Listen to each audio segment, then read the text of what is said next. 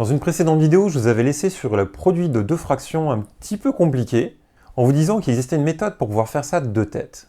Et bon, on va le faire.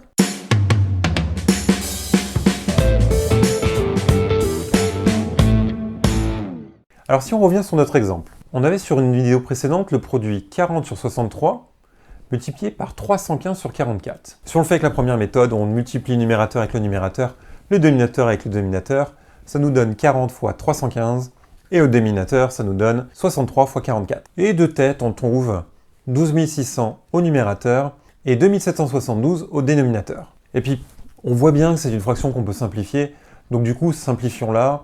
Et deux têtes, encore une fois, on arrive facilement à voir que 252 fois 50, ça nous donne 12 600, et que 252 fois 11 nous donne 2772. On peut les écrire et simplifier par 272, ce qui nous donne 50 sur 11. Vous êtes sérieux?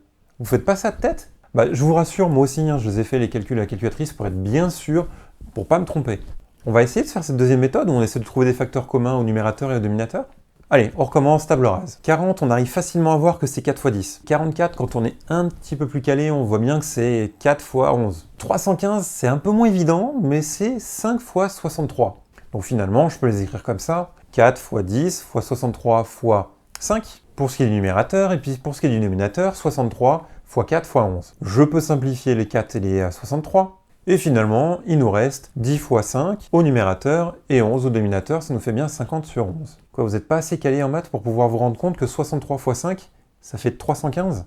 Vous ne faites pas de tête? Je vous rassure, tout le monde ne fait pas ça de tête. Par contre, on a peut-être une petite chose qu'on peut faire ça de tête. Une troisième méthode qui, elle, est plutôt pas trop dure et qui vous amène à coup sûr vraiment à la forme réduite, quoi qu'il arrive. Et cette méthode, il suffit de décomposer chaque nombre, que ce soit au numérateur ou au dénominateur, en facteurs de nombres premiers. Alors la décomposition des nombres premiers et les nombres premiers, ce sont deux vidéos que j'ai déjà faites. On est sur YouTube, je tente de le mettre là. Et si ça apparaît pas, c'est que j'ai pas réussi. Et si ça apparaît, dites-moi bravo. Allez, soyez gentils, mettez-moi un petit bravo. Bon, je parlais de décomposition des nombres en facteurs de nombres premiers. Et pour cela, on va commencer par 40 pour se rappeler un petit peu la technique. 40, on le met comme ça avec une petite barre verticale. Et on met 40 à la gauche de cette barre. Et à droite, on va mettre tous les diviseurs les uns après les autres. 40, c'est un multiple de 2, je peux donc le diviser par 2. 40 divisé par 2, ça fait 20. 20, c'est un multiple de 2, je peux le diviser par 2. 20 divisé par 2, ça fait 10. 10, c'est un multiple de 2, je peux encore le diviser par 2. 10 divisé par 2, ça fait 5. 5, je peux le diviser par 5. Et 5 divisé par 5, ça fait 1, et je suis arrivé au bout. J'ai bien que des nombres premiers, et je peux le décomposer, le 40, en 2 fois 2 fois 2 fois 5.